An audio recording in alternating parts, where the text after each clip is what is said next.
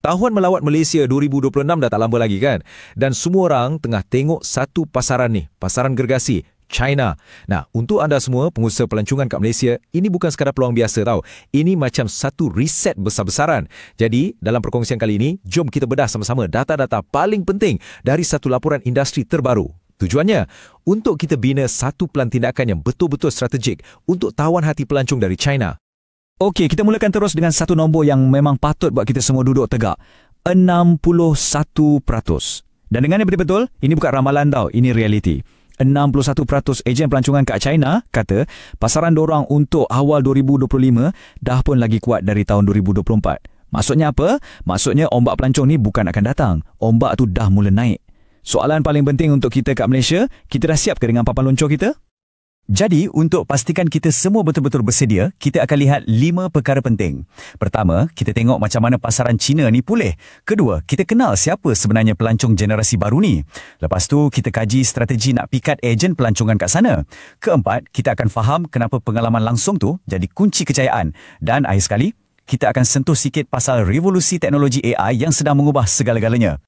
Baiklah, jom kita mula dengan yang pertama. Pasaran China kembali pulih. Tapi ini bukan sekadar pulih macam biasa tau. Landscape-nya dah lain. Pelancong yang datang ni pun datang dengan rentak dan kehendak yang sangat-sangat berbeza. Okey, cuba kita tengok data ni. Ada satu benda yang sangat menarik kat sini. Peluang terbesar dan cabaran terbesar sebenarnya benda yang sama. Macam dua belah shilling. Tengok dekat bahagian peluang, permintaan paling tinggi adalah untuk lawatan keluarga dan pengalaman yang personalised atau khusus untuk mereka. Tapi, bila kita tengok bagi cabaran pula, masalah paling besar ialah ketidakpadanan. Maksudnya, apa yang pelancong nak tak sama dengan pakej standard yang kita tawarkan. Jadi, mesejnya jelas, permintaan untuk pengalaman unik ni sangat-sangat tinggi. Siapa yang boleh penuhi permintaan ni, dialah yang akan menang besar. Dan ini satu lagi perubahan besar yang kita semua kat Malaysia kena ambil serius. Serius sangat.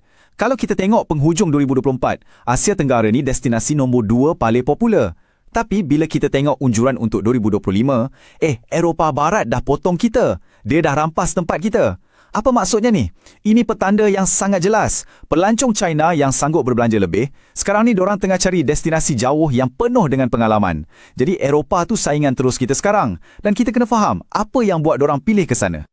Okey, ini membawa kita ke bahagian kedua. Dan pada saya ini mungkin bahagian yang paling kritikal. Kita dah tak boleh anggap pelancong dari China ni sama macam 5 tahun lepas. Dah tak boleh. Jadi persoalannya, siapa sebenarnya yang kita nak jual produk kita ni? Siapa sasaran kita untuk tahun melawat Malaysia 2026? Pertama sekali, tolong lupakan terus imej bas persiaran besar yang ada 40 tempat duduk tu. Dah tak relevan. Cuba tengok data ni. Lebih 80% lawatan berkumpulan yang paling laku sekarang adalah untuk 20 orang atau kurang. Mesejnya sangat jelas kan? Mereka nak pengalaman yang lebih kecil, lebih intim, lebih fokus. Jadi, sama ada anda tawarkan penginapan butik atau van persiaran mewah, strategi produk kita kena ikut trend small group ni. Jadi, siapa sebenarnya dalam kumpulan-kumpulan kecil ni? Inilah dia, golongan muda. Hampir 70% ejen kat sana sahkan yang pelanggan utama dorang adalah generasi post-90s. Maksudnya, Gen Z dan Millennial. Ini bukan generasi yang belek brosur tau. Ini generasi yang buat keputusan nak bercuti lepas tengok satu video TikTok. Apa yang dorang cari? Pengalaman yang Instagrammable, yang unik dan yang paling penting ada cerita yang boleh dikongsi.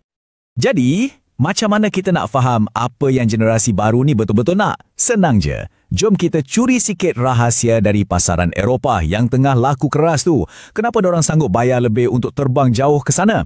Data ni akan bagi kita satu profil yang sangat jelas tentang pelancong beraspirasi ni. Dan inilah jenis pelancong yang Malaysia kena pikat. Dan inilah dia profilnya. Kebanyakannya pasangan muda, Gen Z dan Millennial. Bajet diorang sederhana je. Mereka ni tak minat pakej standard yang semua orang dapat benda sama. Tak. Diorang lebih suka melancong sendiri atau ambil private tour yang di tempat khas. Dan ini bahagian paling penting. Tengok apa keutamaan diorang. Tarikan budaya dan sejarah. Dan diorang betul-betul nak tahu pasal adat tempatan. Ini membawa kepada satu soalan besar untuk kita semua di Malaysia. Adakah kita dah cukup kuat promosikan kekayaan budaya dan sejarah kita? Atau kita masih lagi terlalu fokus pada pantai dan pusat beli belah? Okey, kita dah kenal siapa pelancongnya. Mantap. Sekarang, jom kita beralih pula kepada orang tengah ataupun gatekeeper yang sangat-sangat penting, iaitu ejen pelancongan di China. Soalannya, macam mana kita nak pastikan dorang jual pakej kita dan bukan pakej pesaing kita dari negara lain? Jadi, apa sebenarnya cara paling berkesan untuk bisnes kita untuk berhubung dan bagi kuasa dekat ejen-ejen kat sana? Dan jawapannya, bukan sekadar bagi komisen yang lebih tinggi tau. Bukan tu. Data tunjukkan yang dorang perlukan sesuatu yang lebih mendalam. Cuba kita tengok data ni betul-betul. Sumber yang ejen-ejen kat China rasa paling membantu sekali ialah 1. Latihan bersemuka dan 2. Lawatan suai kenal atau fam trips. Nampak tak coraknya? Diorang nak sentuhan peribadi, nak jumpa depan-depan, nak belajar dan yang paling penting, diorang nak rasa sendiri produk yang diorang akan jual tu. Zaman hantar email dan buat webinar je dah tak cukup kuat. Disebabkan fam trips ni nampak sangat-sangat penting, jom kita fokus betul-betul dekat bahagian ni. Kita nak faham sekuat mana sebenarnya kuasa strategi pengalaman langsung ni. Sekuat mana?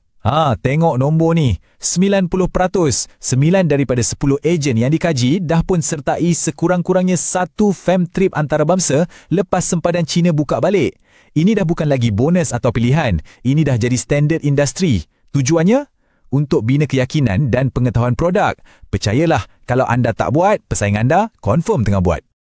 Dan petikan ni, inilah bukti paling jelas. Inilah hasil daripada pelaburan buat fam trip. Ejen ni cerita, lepas dia pergi sendiri ke Los Angeles, cara dia menjual terus berubah. Dia jadi sangat yakin, dia boleh terangkan dengan terperinci program mana yang best untuk keluarga, dia boleh ceritakan betapa romantiknya pengalaman self-drive untuk pasangan. Nampak tak? Pengalaman pribadi ejen tu bertukar jadi cerita yang meyakinkan untuk pelanggan. Okey, ni satu lagi tips praktikal untuk anda semua. Kalau nak buat fam trip, masa tu sangat-sangat penting. Bukan boleh buat bila-bila masa je. Data jelas tunjukkan, waktu paling cun untuk jemput ejen dari China ni adalah pada musim bunga. Terutamanya bulan April. Waktu ni lah dorang paling bersemangat nak keluar dan cari produk baru. Dan cuba elakkan musim sejuk dekat hujung-hujung tahun. Dan untuk bahagian terakhir kita akan pandang ke depan sikit, kita akan sentuh pasal kecerdasan buatan atau AI. Sebabnya AI ni bukan lagi cerita masa depan atau angan-angan, ia dah jadi satu realiti, satu kelebihan daya saing dalam industri pelancongan China hari ini juga. Nombor ni mungkin akan buat anda terkejut sikit. 82%.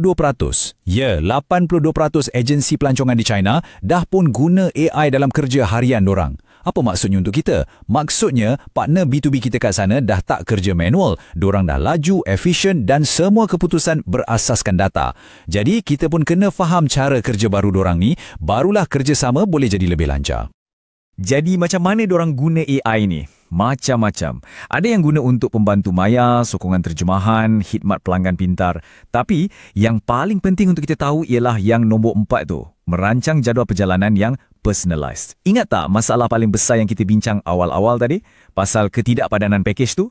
Nah, AI inilah senjata rahsia dorang untuk selesaikan masalah tu. Cepat dan sangat efisien. Jadi, sebagai penutup, saya nak tinggalkan anda dengan satu soalan untuk difikirkan. Menjelang tahun melawat Malaysia 2026 ni, adakah strategi bisnes anda dah betul-betul sedia? Sedia untuk generasi baru pelancong yang muda, yang dahagakan pengalaman budaya dan sedia untuk berurusan dengan generasi ejen pelancongan yang diperkasakan oleh AI? Data-data yang kita tengok tadi, ia dah bagi kita peta jalan. Sekarang, terpulang pada kita semua untuk mula memandu.